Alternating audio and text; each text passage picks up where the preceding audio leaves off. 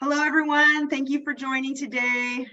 We're going to give people a chance to join and join the Zoom. So please get comfortable as we get ready for our special webcast today. I see a few names that I recognize. Hello, Michelle. I see you're in there. Very excited to see everyone. So, okay, we'll go ahead and start getting started as people continue to join us today. We have a big group, which is very exciting for this topic. Welcome to this special webcast on trichloroethylene and Parkinson's disease. I'm Katrina Call, the Executive Director of the Brian Grant Foundation. Hopefully everyone who's joining today has had a chance to read the hypothesis paper, Trichloroethylene, an Invisible Cause of Parkinson's Disease, that was recently published in the Journal of Parkinson's Disease. The paper discusses the evidence to date for the links between Parkinson's disease and trichloroethylene, which is abbreviated TCE, and it presents 7 case studies. And today we're joined by one of the authors of the study, Ray Dorsey, and 2 of the people included in the case studies, Amy Lindberg and Brian Grant. Ray Dorsey is the professor of neurology at the University of Rochester and an author of Ending Parkinson's Disease, a book that just came out a few years ago and is in a really important read for anybody that is living with Parkinson's disease or impacted by Parkinson's disease. Last month, Ray and his colleagues wrote the paper we're discussing today, postulating that TCE may be an invisible cause of Parkinson's disease. Brian Grant played in the NBA for 12 years. 2 years after retiring from the NBA, he was diagnosed with young onset Parkinson's disease at the age of 36. Brian spent some of his childhood years at Camp Lejeune, where his father was stationed. Today, he is a Parkinson's advocate and founder of the Brian Grant Foundation. Amy Lindberg is the daughter of a Marine colonel who was stationed at MCAS El Toro. Upon graduating from the University of Texas in Austin, she was commissioned in the U.S. Navy as a Medical Service Corps officer and was stationed at Camp Lejeune, where she met her Marine Corps husband and had her first child. Amy was diagnosed with Parkinson's disease in 2017 at the age of 57. We're going to hear from each of our panelists, followed by a moderated Q&A.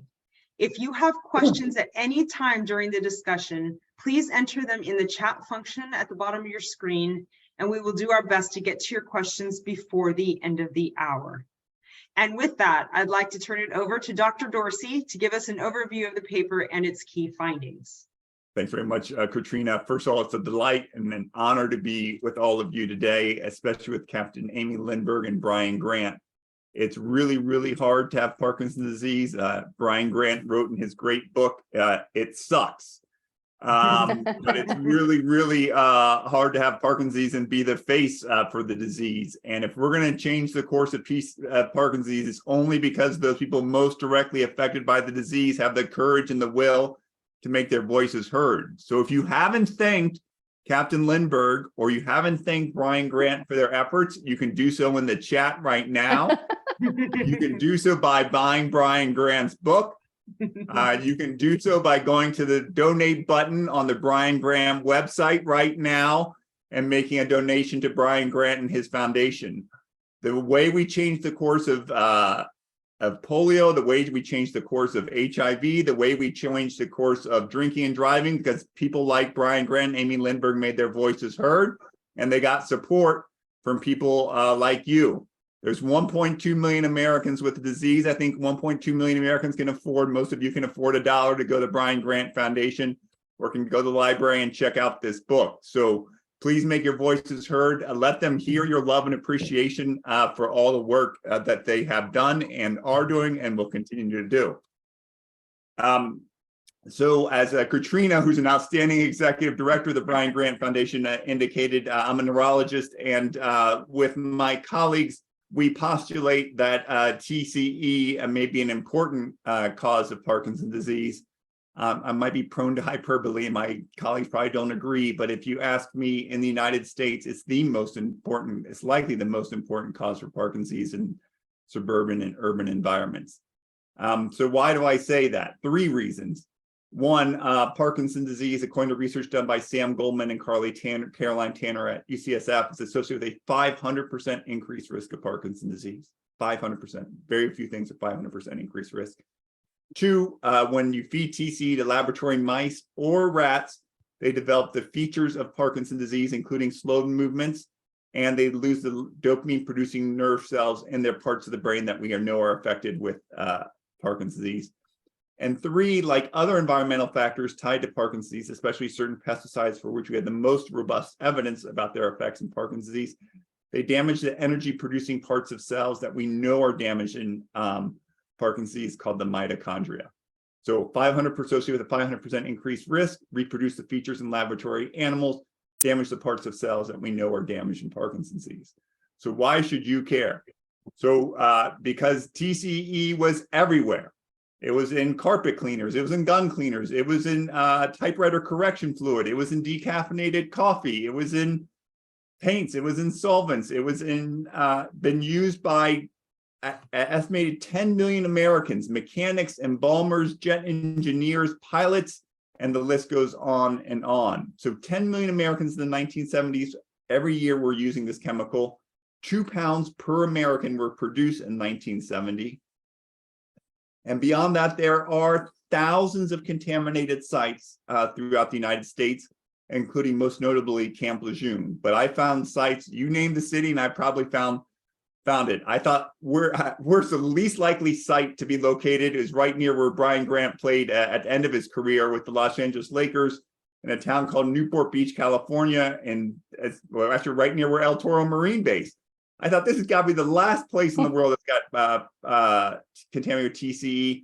And I find that a former aerospace facility less than a half mile from where I went to high school in Newport Beach, California, is contaminated with TCE. And there are children in Newport Beach, California, in multi-million-dollar homes today, living in homes in which TCE and a very closely related chemical, perchloroethylene, are in the indoor air of their playrooms. So if this is happening in Newport Beach, California in 2023, imagine what was happening in the 1970s when Brian Grant was living with his family, his father a Marine at Camp Lejeune, and when Amy, I think in the 1980s, was serving at Camp Lejeune. So with that, I'm going to turn it over to Brian and Amy to tell you more. So thank you so much, Ray. I mean, 500% increase is a pretty daunting number, actually. So we really appreciate your work on this hypothesis paper and starting the conversation around this chemical and what we can do about it. Amy, as Dr. Dorsey mentioned, we talked a little bit about your time at Camp Lejeune, but before you were at Camp Lejeune, just tell us a little bit about yourself before Camp Lejeune and then your time at Camp Lejeune.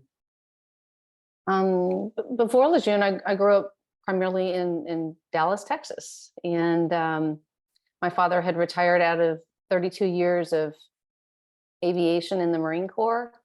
You mentioned that I was born at Marine Corps Air Station El Toro. I grew up in Dallas and attended the University of Texas at Austin when I graduated from high school. I went to Richardson High School. Go Eagles. And when I graduated from college, I went into the Navy via a direct commission program. And I was commissioned at the Dallas-Fort Worth Air Station there. My father commissioned me, actually, and went right off to my first duty station at Camp Lejeune. And that's where I met my husband, Brad, who's dialing in from somewhere in the hills of Texas right now. He's hunting turkeys and things like that. So hi, Brad. You got mentioned in the program. So I was married to my husband and had my first child at Camp Lejeune in the early 80s. Saw that, had a 20 plus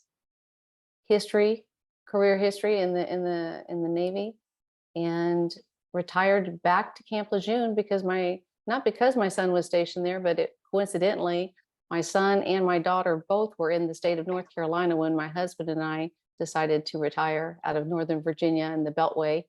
Our daughter was to the NC State University. And so we came back to North Carolina, and that's when we retired. And guess what? I got Parkinson's, the disease, the diagnosis, right when everything was over and done. To my surprise, I discovered in 2017, the same time that the presumptive care regulation was passed for those of us that lived at Lejeune that had Parkinson's. We were now considered a presumptive illness and covered under the VA for at least some amount of disability, or without needing to prove that we had contracted a disease from a location. I don't know how to say that, but it was considered a presumptive illness. So from 2017, that's when I kind of got into the VA system and started to learn how to navigate it. And that's kind of what I do a lot of now with the veterans that come to me with questions about that. I like to try to do my best to help them get connected with the services that they need and deserve. So I work with veterans at locally and in working groups for larger organizations, nonprofits, and I really enjoy working with Michael J. Fox Foundation on some of the advocacy, public policy working groups and the veteran groups within organizations similar to that. So.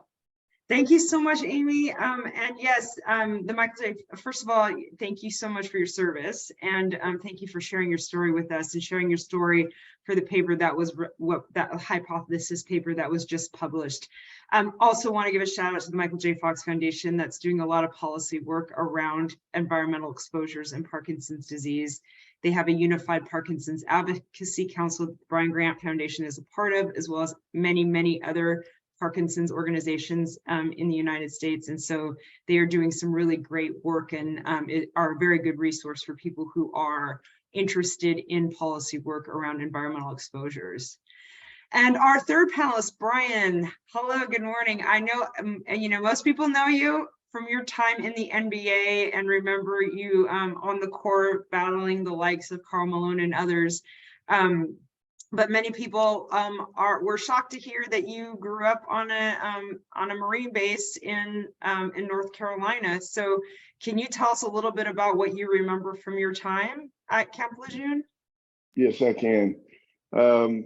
First of all, I was surprised that there was anything going on with Camp Lejeune and possible links to Parkinson's through TCE.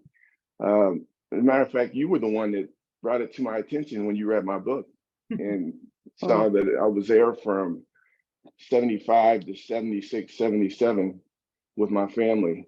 I was 3. The reason why I can remember that is I can remember my mom looking around in the back seat and wishing me happy birthday. You're 3, happy birthday, I love you. And so I'm kind of aware. We weren't exactly on the base, but we were down the road from the base. I can remember you take a road and take a dirt road, and there was a trailer park, and that's where we lived. I can remember going on base with my father and going to a swimming pool. I want to say I think it was either on a roof or near a roof, and there was a jet, an abandoned jet that they had at like a town square, something you could jump in and play in, and it was everything was taken out of it. So that's really my fondest memories of living there. But unfortunately, my father passed away in 2020 from esophageal cancer. And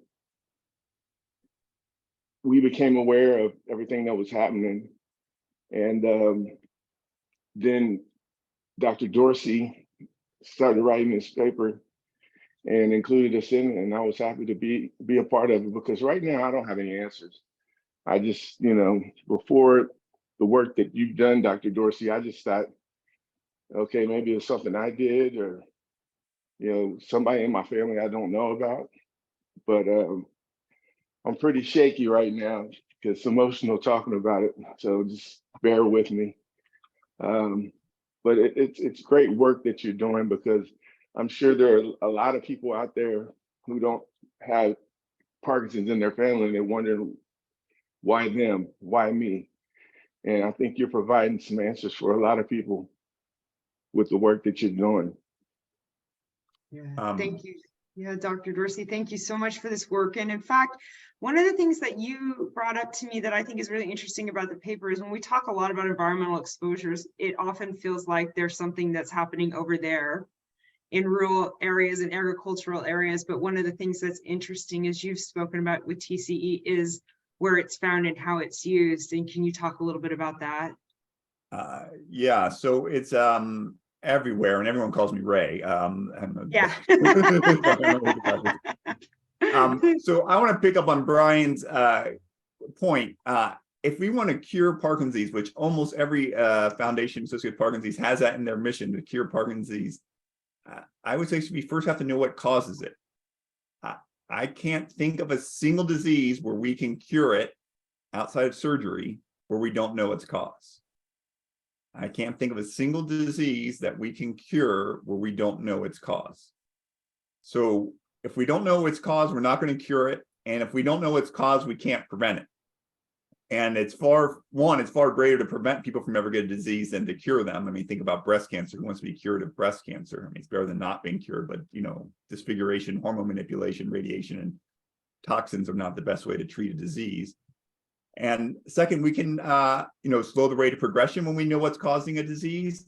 And it's a lot easier to cure it once we know what's precipitating it. And it's everywhere. So I live in suburban Rochester on a street filled with doctors. So, in a nice little neighborhood. And there are 3 dry cleaning sites less than 5 or 10 minutes from where I live that are contaminated with TCE, which looks like this. It's 2 carbon atoms, 1 hydrogen atom, and 3 chlorines in green, hence its name trichloroethylene, and another chemical called perchloroethylene, which is 1 additional green atom, has 4 chlorines. 3 contaminated sites within 5 to 10 minutes of where I live in suburban Rochester, which putting the homes that live right near it and potentially schools, including school where my kids go to school, at risk. This is in suburban Rochester. In addition to that, in our book, we highlight another town like 15 minutes from where I live, where the drinking water was contaminated with TCE. 1 person we profiled in that story developed Parkinson's disease, and 3 people in that neighborhood had brain cancer, which we know is linked to it. This is happening in suburban Rochester. I saw in the chat in Canada, there's military bases in Canada that are contaminated with TCE. Just bring up the name of it. Canadian Forces Base Cartier in Shannon, Quebec. There are hundreds of other contaminated sites. TCE use in the United States is decreasing, but still permitted in vapor degreasing, boiling up the thing to degrease metal, still permitted in spot dry cleaning, and global use of the chemical is increasing at 2 to 3% per year. All this for a chemical that's been around since the 1920s, that we've known about its toxicity since 1932. So think about it. It's been around since shortly after the Wright brothers were flying their first airplane, when Henry Ford was still making Model Ts. So we don't fly in airplanes or drive cars from the 1920s. I suggest chemists can make safer alternatives. And we've known about its toxicity for at least 90 years in the academic literature. Who knows how long the manufacturers have known about its toxicity. And we're paying just a really, really high price to pay for this in terms of cancer. This was in the book, A Civil Action. Do I have it? Yeah. I'm a big reader, as you probably gather. A Civil Action, right? Woburn, Massachusetts, 1970s. Kids were drinking TCE contaminated water. 1970s, developing leukemia and dying from them. Movie starring John Travolta. In Toms River, New Jersey, won a Pulitzer Prize. I mean, it is unbelievable. The EPA has said it poses an unreasonable risk to human health, yet it's still permitted to be done and used.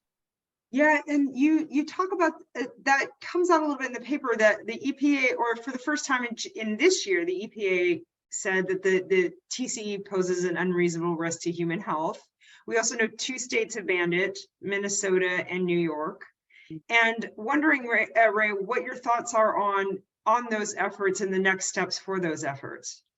So it'd be great if everyone emailed the representative in their center and said that the United States should ban EPA. Countries in Western Europe did it in about 2015. The only place in the world, about the only study that's shown the world that incidence of Parkinson's disease, number of new cases of Parkinson's disease per person is decreasing, is in the Netherlands, which got rid of pesticides, has the cleanest air in just all of Europe, and has the lowest levels of TCE in their air. They were able to do that in the span of about 20 years. About 20 years later, they saw a 60% decrease in rates of Parkinson's disease. What if the United States, here motivated by the Brian Grant Foundation, changed the course? What if we ban trichloroethylene, perchloroethylene, ban paraquat, and result to make our air cleaner? We would all live longer and healthier lives. We would likely decrease the rates of Parkinson's disease. And if I'm wrong, we would certainly decrease the number of people with cancer, non-Hodgkin's lymphoma, multiple myeloma, liver cancer, kidney cancer, prostate cancer, brain cancer, and the list goes on and on.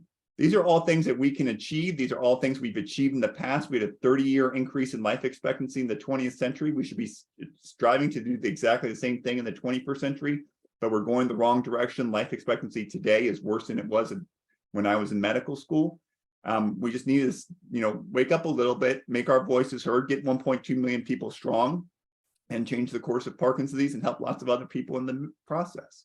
Yeah, thank you so much for that. So writing to your Congress people, writing to your senators, asking them to ban TCE. We have two examples in Minnesota and New York, and the EPA ruling in January of this year. So for those of you who are activists, that's one great thing that you can do at the end of this webcast, to start making sure your lawmakers know that you want to see this chemical banned. I want to go back to Brian and get that moment where you were talking a little bit about feeling emotional about this. And I do want to ask Amy and Brian, and maybe starting with Amy, what were your first thoughts when you learned about this possible exposure and the possible link to Parkinson's? Well, Katrina, it was very surreal. I couldn't believe that I might actually have it. And I was in denial for a bit. And I thought, if me, then what about my family? And it's a puzzle to me. If I have it, why don't the people around me also have Parkinson's? If it's really real, if it was really, attributable to something in the environment, but there is, a certain genetic component, plus the exposure that together, makes that magic combination. So,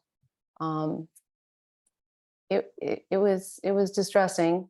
What was your question besides that? I have a hard time. Yeah, those initial. Yeah, let me just say this too, because Brian and I were talking about this in the green room before the show began. Yeah.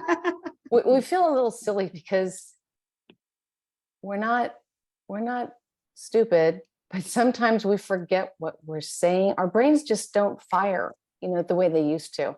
And in fact, that was why I saw a doctor to begin with back in 2017. I went and saw a psychologist, excuse me, Glenn Kahn here in Wilmington. And he's the one that said, I want to know a little bit more about your sense of smell and your arm swing. And I thought, what kind of a trick question, is this? He's taking me off course to, maybe it's a memory, challenge question, and he'll come back to this. But actually, he was asking some questions that were related to my neurological state that were confirmed when I saw a neurologist that I had lost my sense of smell. It was greatly diminished. My arm swing and my leg drag were becoming apparent. So, I kind of forget what you asked, but that's we're all diagnosed differently. There's probably some 20 non-motor symptoms that you don't see. And then below the iceberg, the water on the iceberg, if you can imagine one, below that are the motor symptoms, and those are the ones you don't see, and you see them later. So it's hard to diagnose Parkinson's in the beginning.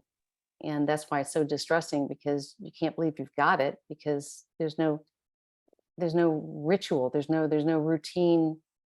You don't match anyone else. We're all so uniquely different. Look at Brian's got completely different symptoms and diagnosis pattern.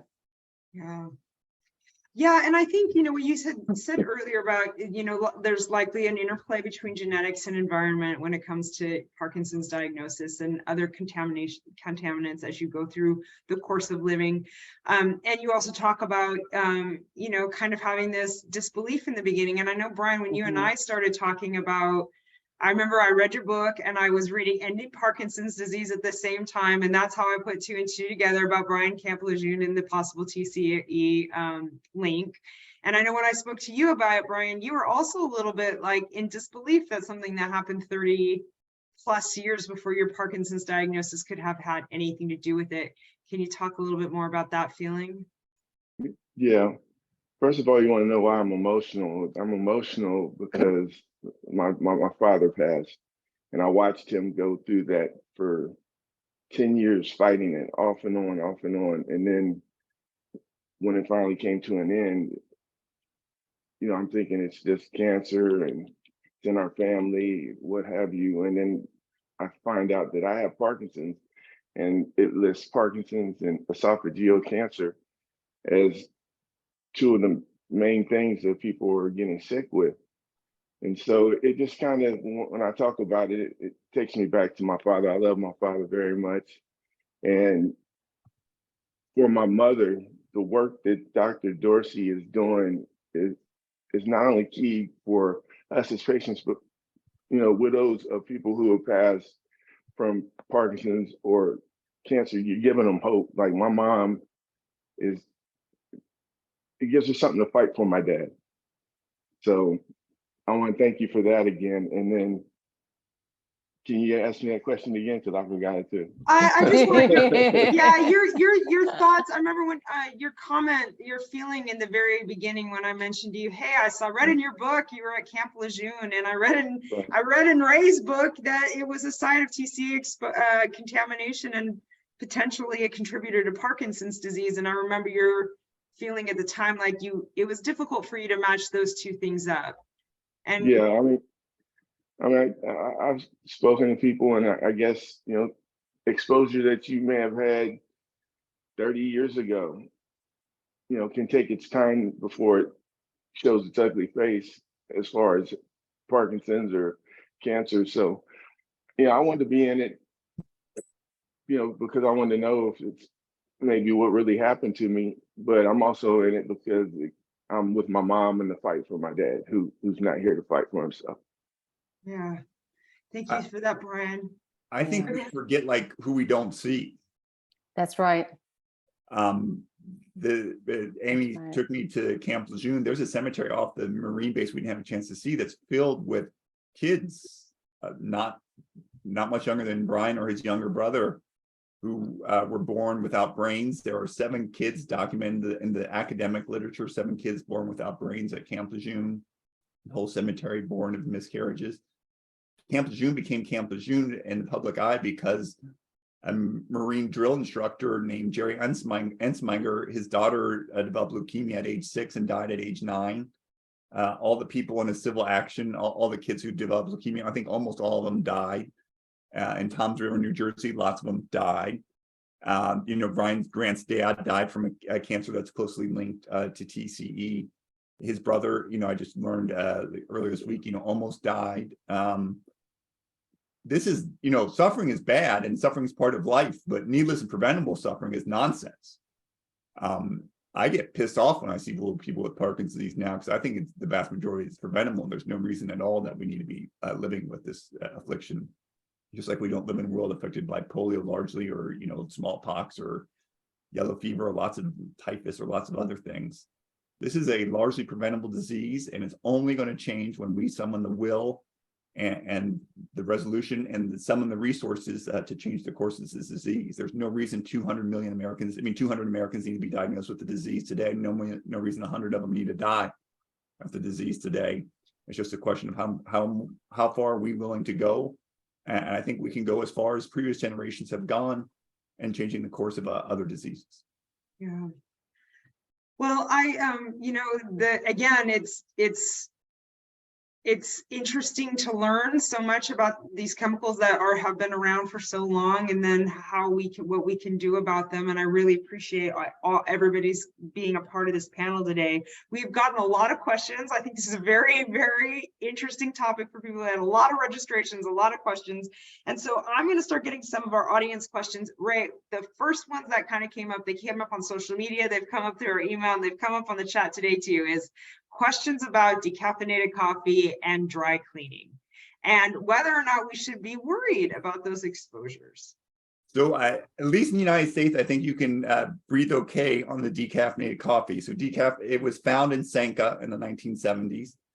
And the FDA sometime thereafter banned that use. So at least the United States is no longer permitted to be used for decaffeinating coffee. Dry cleaning is another problem.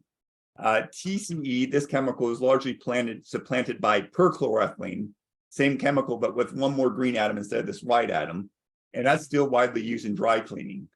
And there are dry cleaning establishments, including the ones where you're probably getting your clothes dry cleaned today, that still use PCE. The EPA said that PCE, just like it said trichloroethylene, TCE poses an unreasonable risk to human health. They reached the same conclusion in December of last year about PCE.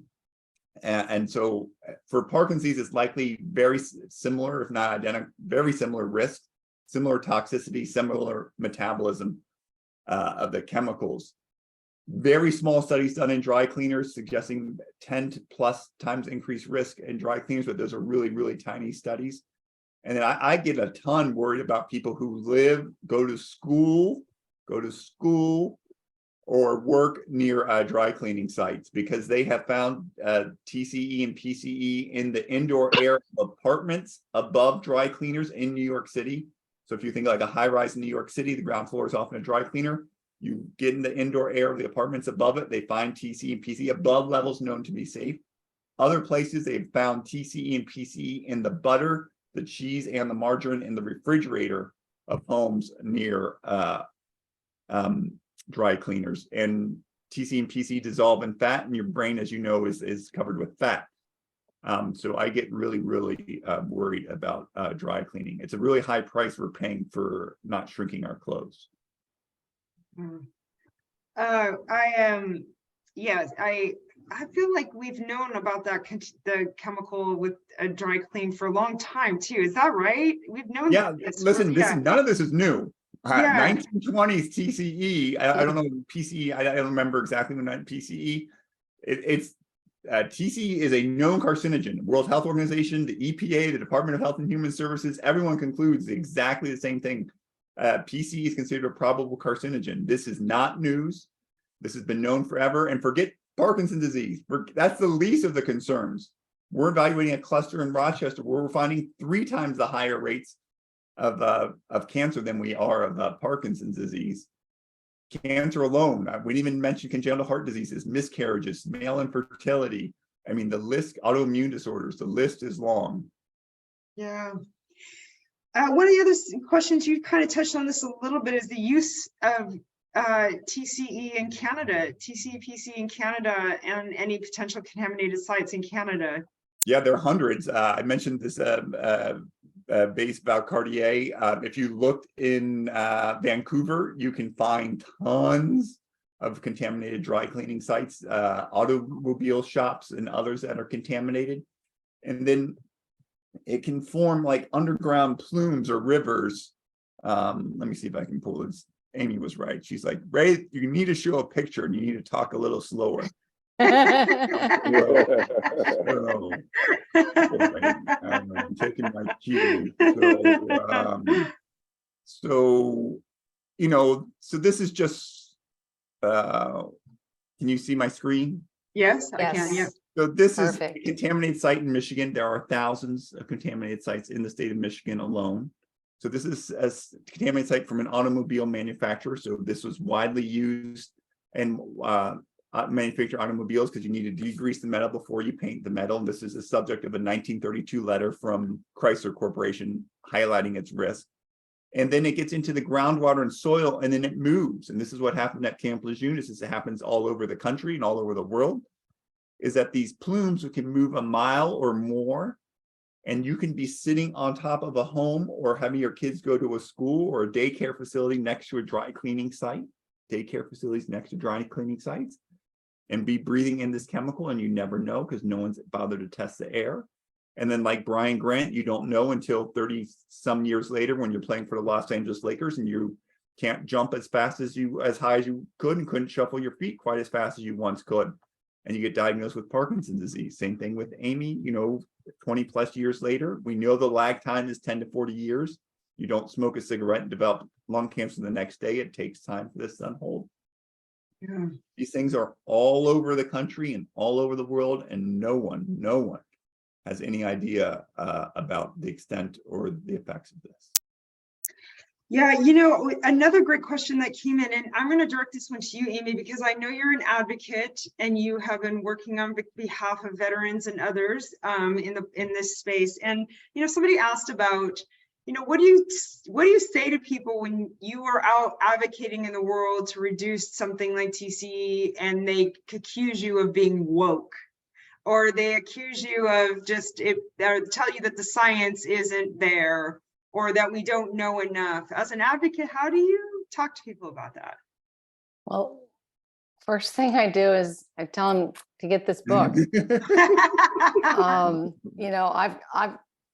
in fact, in the chat, you'll see I'm referencing some websites to answer some of the questions. This is so well written for the lay population. It's historical. It's entertaining. It's intriguing. There's live stories. There's references. There's hundreds of references, and they're fun references to look up and read. But I have a few of those fun facts kind of memorized in my head that I've learned from Ray about percentages and frequency and things of that nature of how TCE affects Parkinson's. But right now, it's hard for me to talk about it because I'm just getting confused. So Can I help out, Amy? Can I help? Can I help? Amy? Yeah, help me out. Yeah, help me out. So I think everyone gets the idea that you need to have clean air, clean water, and clean food. Ronald Reagan, LA used to have really, really contaminated air in the 1970s. The governor of California said we need to eliminate all unnecessary driving. That governor was Ronald Reagan. 1970s, 8 years after Rachel Carson wrote A Silent Spring, arguing against the indiscriminate use of pesticides, not the use of pesticides, the indiscriminate use of pesticides. The Environmental Protection Agency was formed under President Richard Nixon.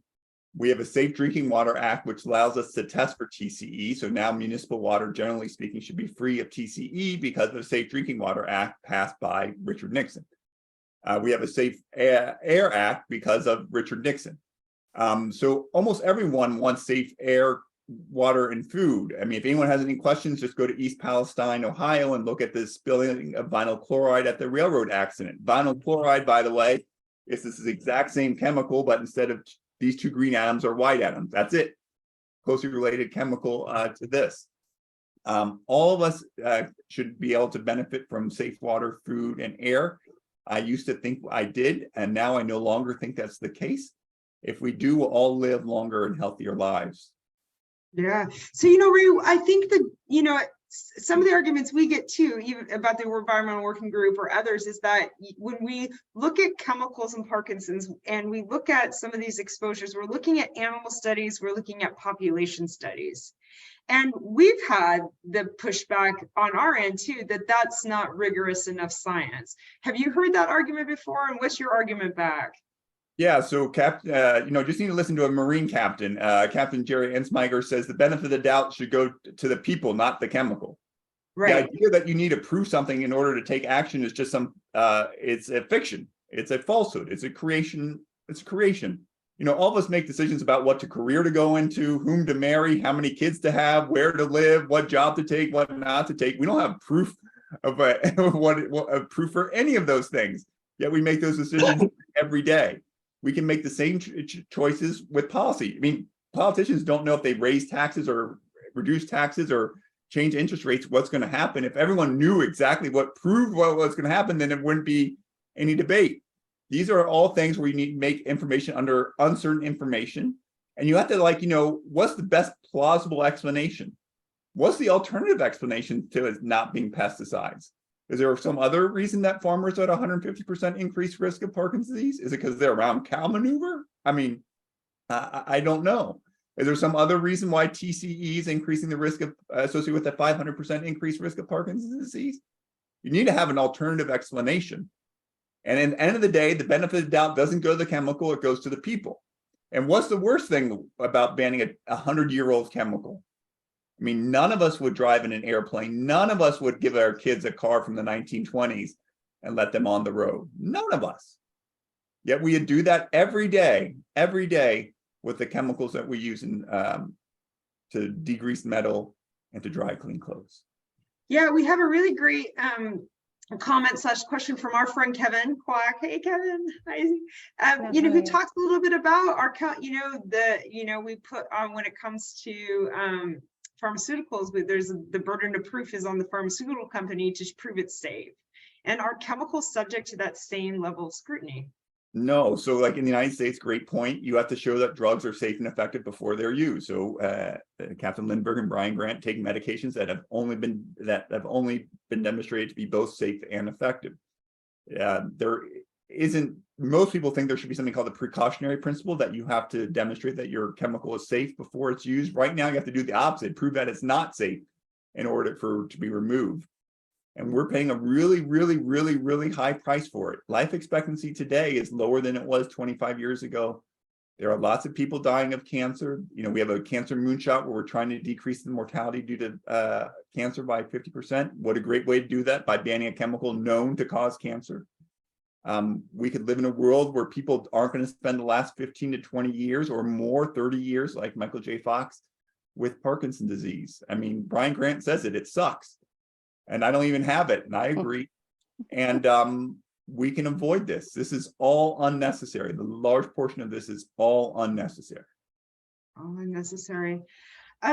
Speaking of prevention, some people are asking about things like, can you get your water and soil tested if you're interested in knowing about TCE? Yeah, so if you live in rural areas, you can get your water. You definitely get your water tested for pesticides. But most of the time, when you get your water tested, like your private well water, which about up to 1 in 8 Americans get their water from private wells, it's tested for bacteria to make sure you don't get dysentery. But you need to make sure it's asked for pesticides or chemicals, especially if you live in suburban or urban areas. And most people, they've had their air tested for radon. Most people have had their homes tested for radon at some point in time, because we know radon evaporates from the soil and it causes lung cancer.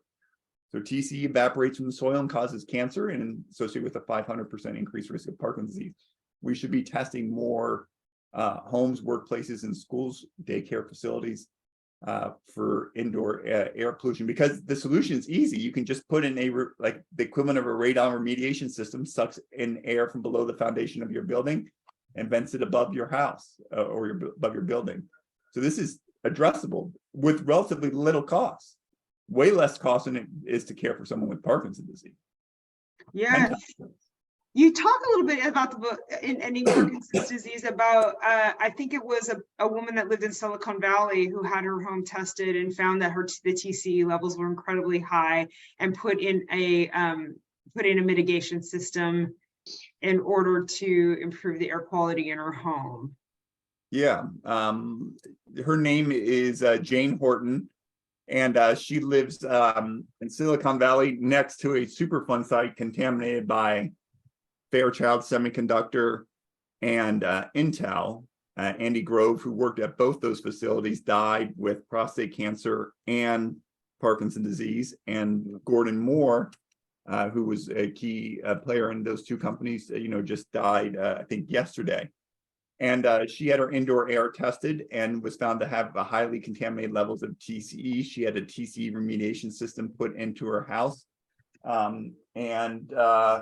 She now says she has the cleanest indoor air in all of Mountain View, California. I can have a picture of her remediation system right here. Yeah, so this is her remediation system. So that's Jane Horton outside her home, and next to the electric utility box is basically a TCE or radon remediation system. It sucks in air from underneath her house and vents it above her home. No big deal. I mean, it's like a couple $1,000. It's not inexpensive, but in the scheme of a house or a school, right? It's like nothing. Right. Little.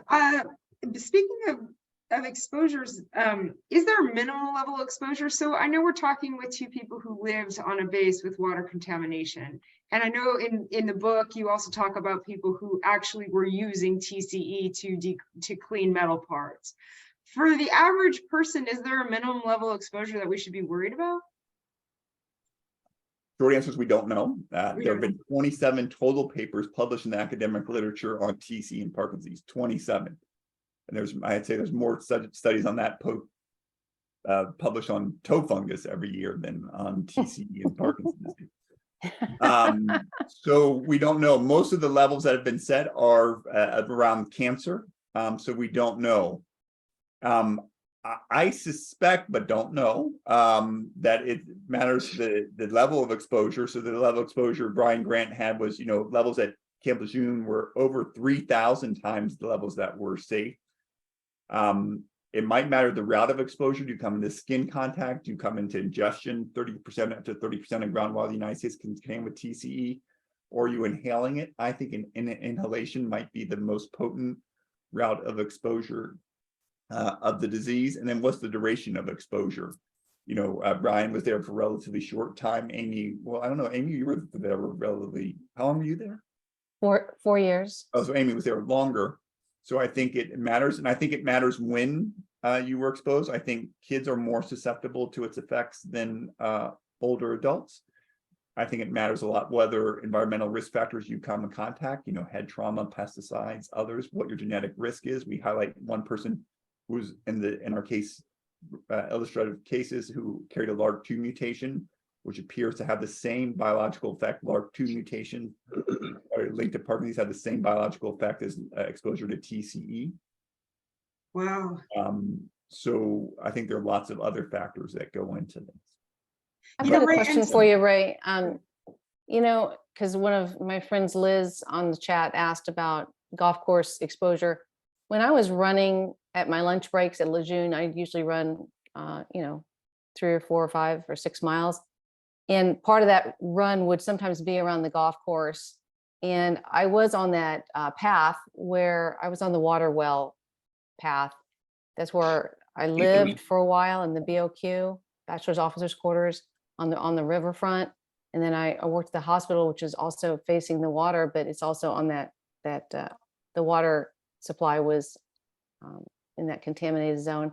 But I heard from Master Sergeant Insminger that the water, the tainted water was used and diverted to water the grass at the golf course. So the golf course grass actually had the worst contamination in that area. It's kind of interesting. Yeah. And then if the water is contaminated on the grass, while the golfers are there, they're breathing it in because it's invisible. And that's one route of transmission. And then I suppose too, you pick up the ball and your hands touch. It's kind of like, control. Yeah. Yeah. There were many activities that were safe at Camp Lejeune. Everyone talks about the drinking water, but they don't talk necessarily about the cooking, the bathing. When you bathe in it, you're getting skin contact. It readily, the absorption, right? Evaporates it. You're breathing it in. Mm-hmm. You could have been in barracks on top of a plume and therefore been breathing it in. So you could have been drinking at lunch and breathing it in all at the same time. Mm-hmm. Yeah. And then I worked in the hospital. I was a food service director, so the food's downstairs. And as a clinical dietitian, the funny thing is people thought I was so healthy, and they look at me now and say, "But you were in a brick building.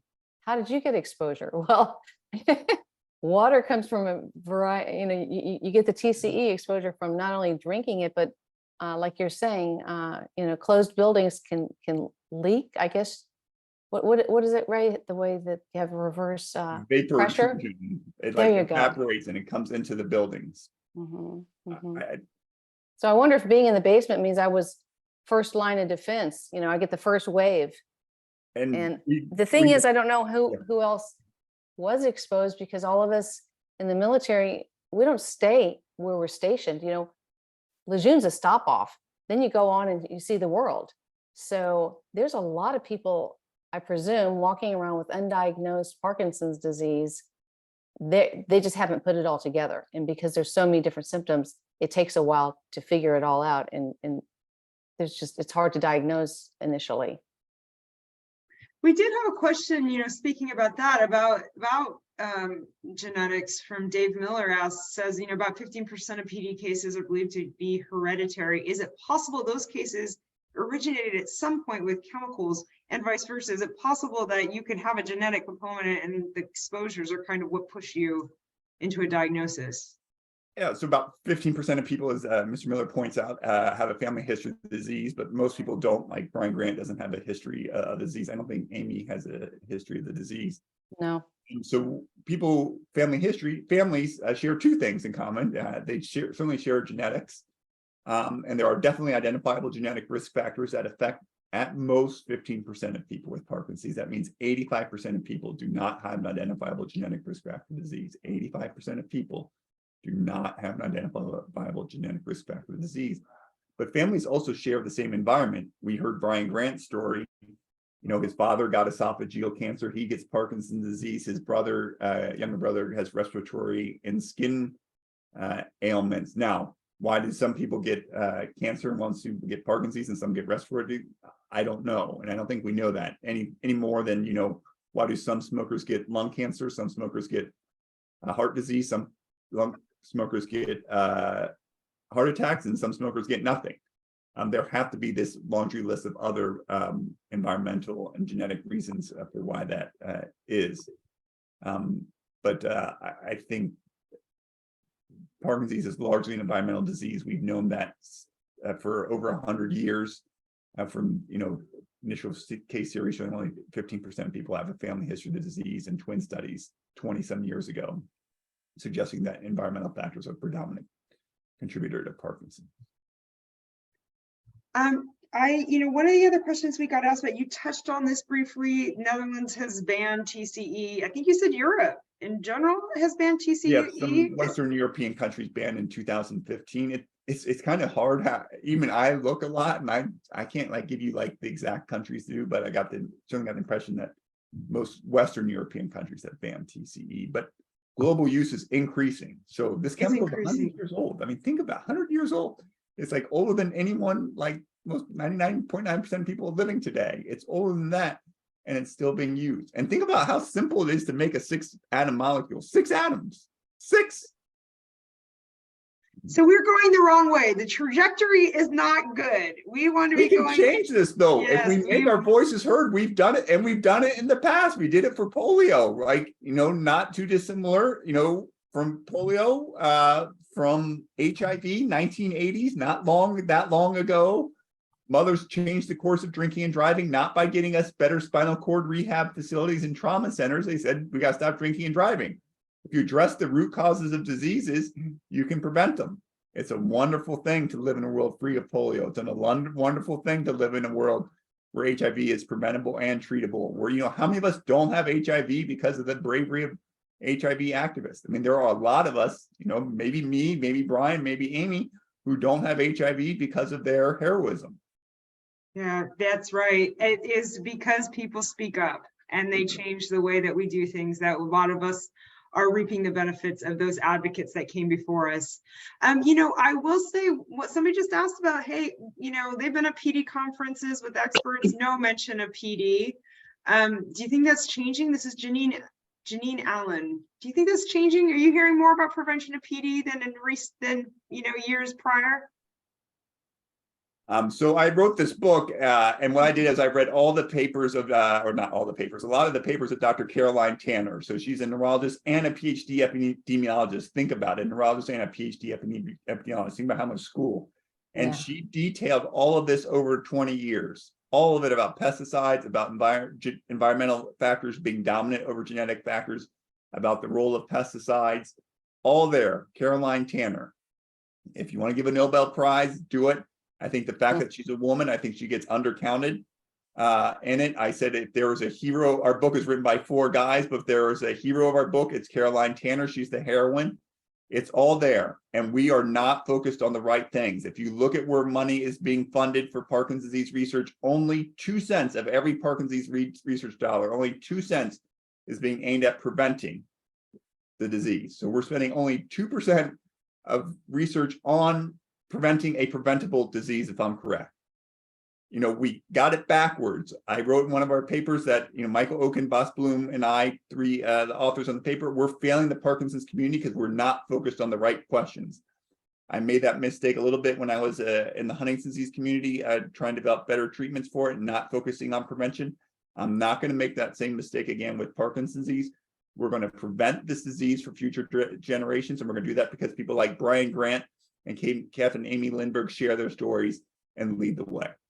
That's right. I want to say thank you to everyone on this panel for sharing your story and for being here today, and actually speaking out on something that I know is hard to talk about. It is not an easy conversation to have because awareness of chemicals in Parkinson's and chemicals in the environment is just starting to get to a place where people are really talking about it in the mainstream. We did get a couple other questions. Just one that came from, again, our friend Kevin, you know, knowing what we know about TCE increasing, knowing what we know about the increase in Parkinson's cases after the Spanish flu, do you think we're going to see another spike in the coming years?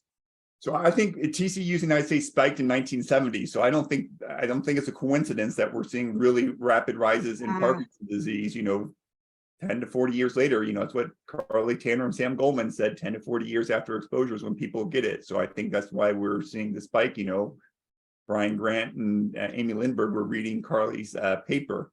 I think that's why we're seeing it. Now, paraquat, this pesticide, we're not talking about pesticides, its use is increasing. And I said every time paraquat's being sprayed, we're spraying the seeds of future cases of Parkinson's disease. If we change our behavior, if we do what the Netherlands did, we saw in a 20-year time frame a 60% decrease in the incidence of Parkinson's disease. If we get really, really serious about preventing diseases, we can see a world where Brian Grant and Amy Lindberg are living and still doing well, God willing, and where the rates of Parkinson's disease are decreasing. Yeah, really, I really appreciate all of your time today. I want to go back to a couple of things. Ending Parkinson's Disease. If this is the first time you're hearing some of this, please pick up that book. There's a lot of information about ways to reduce your exposures and what's happening today with some of the environmental toxins that are associated with Parkinson's disease. Please, please, please urge your lawmakers and your legislators to introduce, to start banning this substance, TCE. There are alternatives, correct, Ray? Yeah, the chemical companies advertise alternatives. I mean, okay, there are alternatives. It's time to ban it. It's time to move forward. So please contact your legislators and urge that. I know Amy, for the people on the call today that we're talking about veterans and exposures, I know Amy is very active in that community. There is a Facebook page. Is that correct, Amy? Veterans with Parkinson's, simply put, that's all it is. There's a private page and it is so chock full of great information. If you're wanting education or just lifestyle tips, and certainly tips for folks that are navigating the VA disability and or the VA system altogether. It's uniquely written for veterans. So we've got our own language. So check it out, folks. Great. Veterans with Parkinson's on Facebook. That's a great place for you to learn more about resources for veterans and some of the action that's being taken around what we just talked about today. And of course, Brian, thank you also for being there, being with us today and talking a little bit about your exposure as a young man, a young boy actually living on the base. I appreciate everyone. This webcast has been recorded. It will be on briangrant.org tomorrow. If you registered for this, we will send out the link to everyone so that you can send it, please, far and wide. The more people know about this topic, the more people are doing anything about this topic, the sooner we'll see an end to this chemical being used. And support the Brian Grant Foundation. Listen, 1.2 million Americans with this disease. If we're going to change the course of it, we cannot do that with $250 million from the NIH and $250 million or whatever it is from Michael J. Fox.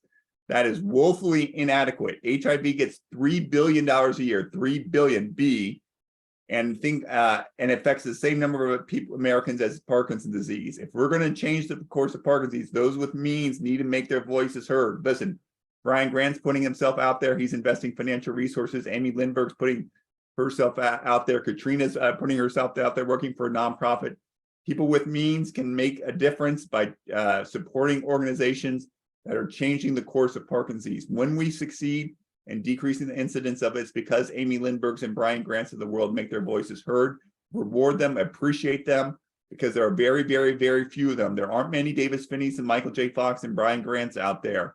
It's really hard to have Parkinson's disease, and it's really hard to have Parkinson's disease or any disease and be the face of that disease.